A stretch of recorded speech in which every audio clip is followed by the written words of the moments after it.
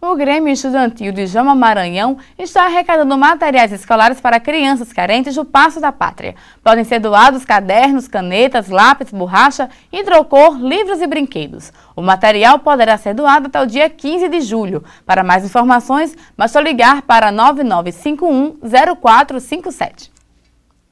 Na semana passada aconteceu o eclipse total da Lua e muitos alunos do IFRN se prepararam para esse momento, como mostra a repórter Isis dos Santos. Um eclipse lunar é um fenômeno celeste que ocorre quando a Lua é encoberta total ou parcialmente pela sombra da Terra.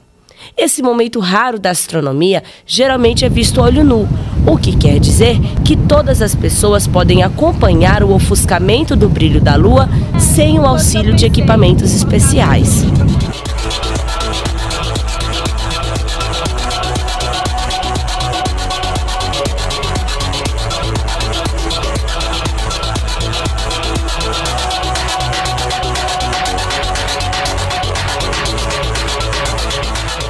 O último eclipse da Lua aconteceu na quarta-feira da semana passada.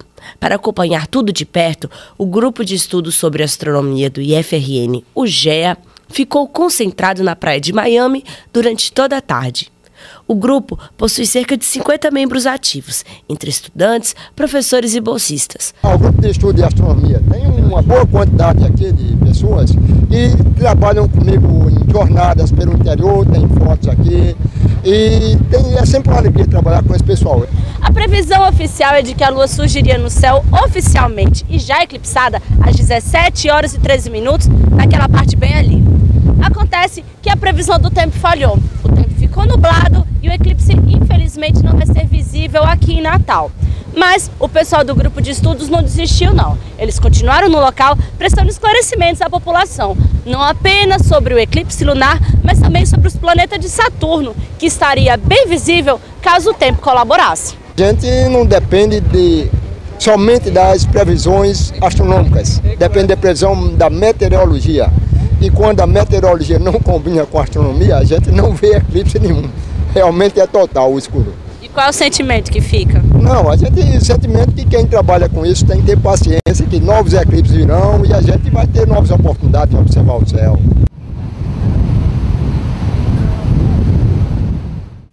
Twitter, Facebook, Orkut. Com certeza esses nomes não devem ser estranhos para você. É a forma como muita gente está se comunicando hoje em dia. A facilidade na comunicação virtual está fazendo com que as pessoas acabem se organizando para manifestos pela cidade. Quem vai comentar esse assunto é o jornalista Laurence Campos.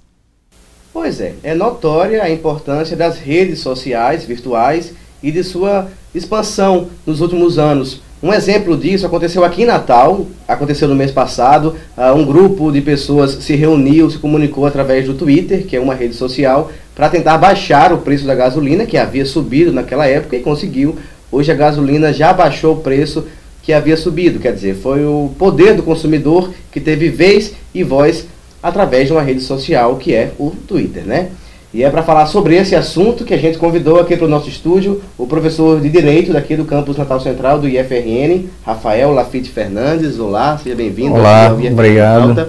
A importância é essa mesmo, né? Fazer com que as pessoas se comuniquem para que tenham voz diante da sociedade, né?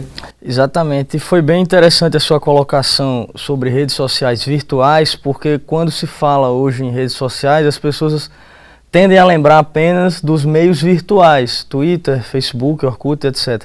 Mas, na verdade, toda e qualquer forma de interação entre indivíduos nós podemos chamar de uma rede social, já que a troca de informações, de formas de pensar, etc.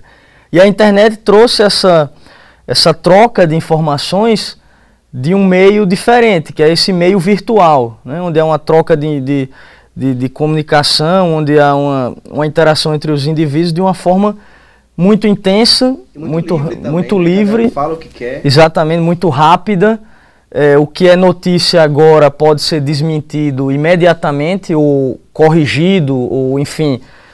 Ou seja, as pessoas são bombardeadas por diversas informações e tem que saber lidar com essas informações, porque a grande dificuldade hoje dessas redes sociais que eu vejo se torna também a questão inclusive da credibilidade das informações, porque já que quem tem acesso a um computador e tem acesso à rede social pode postar qualquer comentário, quem recebe esse comentário tem que também ter a capacidade de discernir o que é certo e errado e, enfim, lidar com esse mundo de informações. Pois é, há pouco tempo a gente conversando aqui sobre a possibilidade das pessoas falarem o que quiserem, postarem vídeos de como quiser, o que quiser, de todo mundo poder ver e poder discutir aquele vídeo, aquele assunto que está postado na rede social virtual.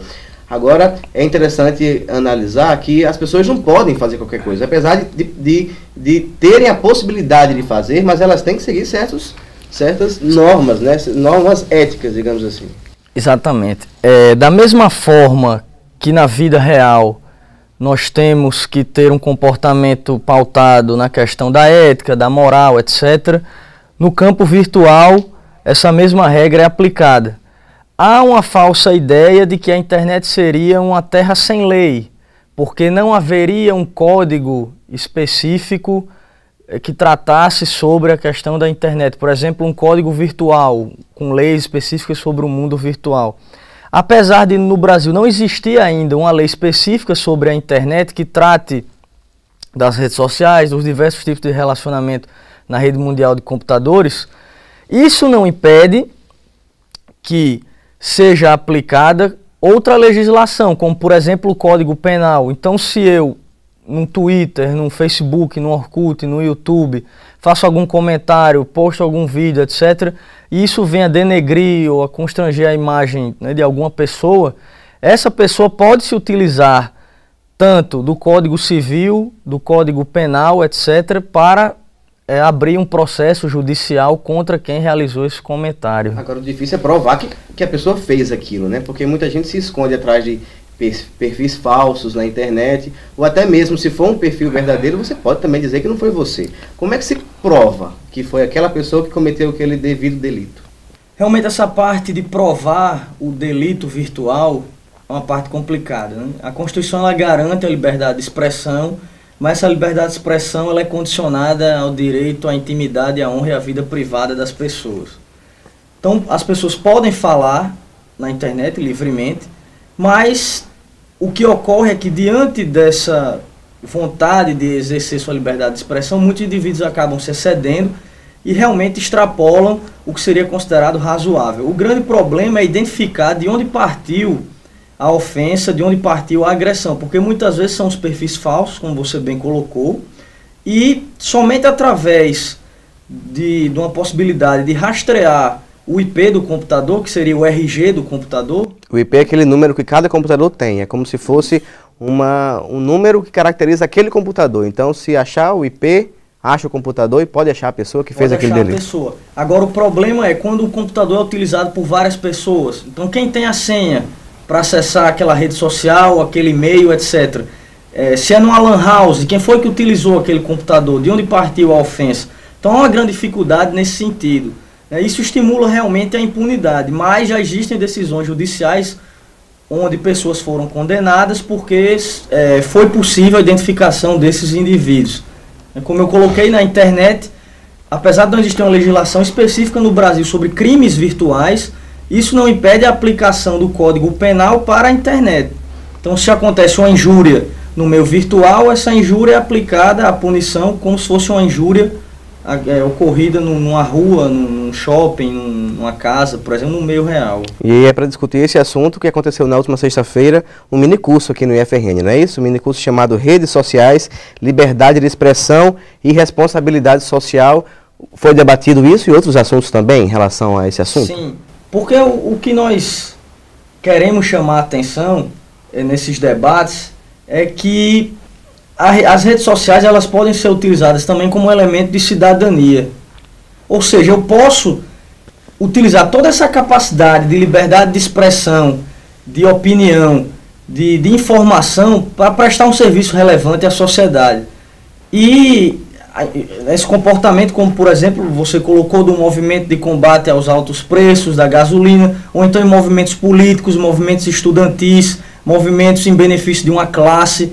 Porque como você pode atingir milhares ou milhões de pessoas ao mesmo tempo, fica muito mais fácil você mobilizar um certo grupo através dessas redes sociais.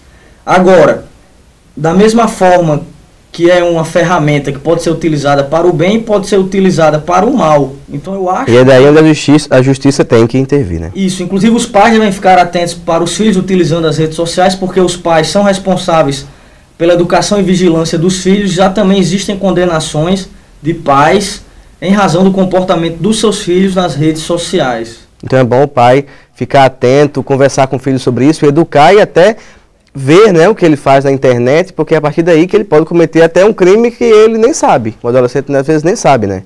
Acha que é uma brincadeira e tudo mais, mas que pode ser levado a sério por quem é vítima dessa brincadeira, né? Apesar do adolescente ele viver uma fase natural onde para ele qualquer tipo de controle é visto como invasivo à sua privacidade, o pai ele tem que deixar bem claro que ele, pai, é responsável pela educação do seu filho. E na internet, da mesma forma como você não deixa um filho seu ir para qualquer lugar a qualquer hora, a mesma forma ele também não pode acessar qualquer site a qualquer momento, porque podem existir conteúdos impróprios, inclusive o adolescente ou a criança, eles podem ser vítimas também de alguma espécie de assédio virtual, e os pais têm que ficar atentos para esse fato. Ok, é isso mesmo. Muito obrigado, professor Rafael Lafite Fernandes, professor de Direito daqui do IFRN. E é isso, né? Fica aí aos pais o alerta de manter aquela educação com os filhos, já que é ele o responsável pela educação e pelo encaminhamento daquele adolescente, né? E a todos que usam a internet, saber usar aí com cabeça e com inteligência para evitar problemas futuros. Gabriela, é com você. Veja a seguir como foi a festa feita para os amantes da poesia intersemiótica. E uma noite de muito forró e comidas típicas. Foi o São João do DCE do Campus Natal Central. Em 1 minuto.